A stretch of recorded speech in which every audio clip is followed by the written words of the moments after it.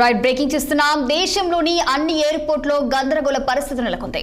బెంగళూరులో 100కి పైగా విమానాలు, హైదరాబాద్ లో 90 సర్వీసులను ఎయిర్ లైన్స్ రద్దు చేసింది.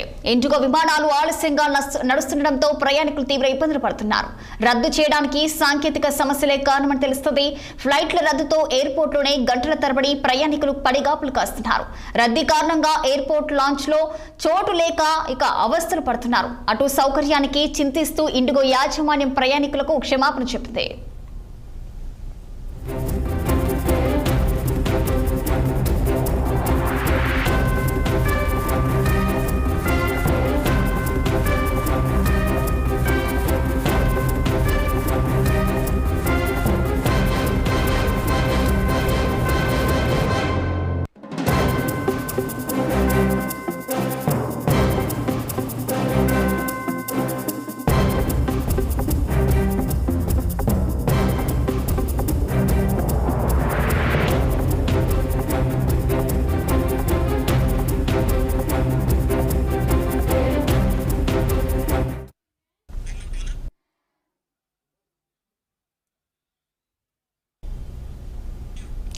దేశంలోని అన్ని ఎయిర్పోర్ట్లో గందరగోళ పరిస్థితి నెలకొంది. బెంగళూరులో 100కి పైగా విమానాలు, హైదరాబాద్ లో 90 సర్వీసులను ఎయిర్లైన్స్ రద్దు చేసింది.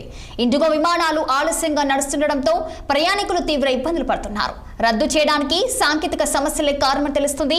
ఫ్లైట్ల రద్దుతో ఎయిర్పోర్ట్లోనే గంటల తరబడి ప్రయాణికులు పడిగాపులు కాస్తున్నారు. రద్దీ కారణంగా ఎయిర్పోర్ట్ లాంజ్ లో చోటు లేక అవస్థలు పడుతున్నారు. అటు అసౌకర్యానికి చింతిస్తూ ఇండిగో యాజమాన్యం ప్రయాణికులకు క్షమాపణ చెప్పింది. ఇక రంగారెడ్డి జిల్లా శంషాబాద్ అంతర్జాతీయ ఎయిర్పోర్ట్ లో ప్రయాణికులు ఆందోళనకు దిగారు. సిబ్బందితో వాగ్వాదాలకు దిగారు. ఇక ప్రయాణికుల సమస్యలను ఎయిర్పోర్ట్ సిబ్బంది సరిగ్గా పట్టించుకోకపోవడం లేదని కూడా ఆరోపించారు. ముందుగా బుక్ చేసుకున్న సర్వీసులు రద్దు చేస్తూ వాటిపై కూడా ఆగ్రహం వ్యక్తం చేశారు. దేశవ్యాప్తంగా ఇండిగో విమానాల రద్దు, ప్రయాణికుల ఇబ్బందులపై లోక్సభ ప్రతిపక్ష నేత రాహుల్ గాంధీ స్పందించారు. ప్రభుత్వ గుత్త ఆధిపత్యం విమానంలోనే ఈ సమస్య తలెత్తిందన్నారు. విమానాల రద్దు, క్యాన్సిలేషన్ పై బాధపడేది సామాన్యులే అంటూ కూడా ఆందోళన వ్యక్తం చేశారు రాహుల్ గాంధీ. దీనిపై మరింత సమాచారం మా సీనియర్ కరెస్పాండెంట్ మహేందర్ రెడ్డి ఫోన్లలో అందించేందుకు సిద్ధంగా ఉన్నారు. చెప్పండి మహేందర్, మరి ప్రస్తుతం అయితే బెంగళూరులో చూసుకుంటే 100కి పైగా విమానాలు, అలాగే హైదరాబాద్ లో మాత్రం 90 సర్వీసుల ఎయిర్లైన్స్ కూడా రద్దు చేసినట్టు కూడా తెలుస్తుంది. దీనిపైన కూడా ప్రయాణికులు చాలా ఇబ్బందులు పడుతున్నట్టు తెలుస్తుంది. మరి దీనిపైన పూర్తి డీటెయిల్స్ ఏంటి?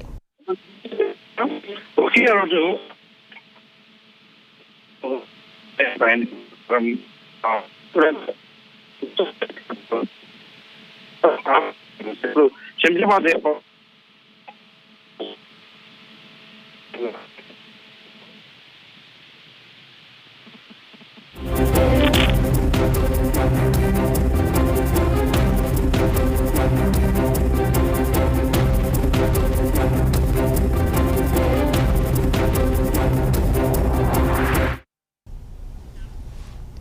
భారత్ ఫ్యూచర్ సిటీలో గ్లోబల్ సమిట్ ఏర్పాట్లను TGIA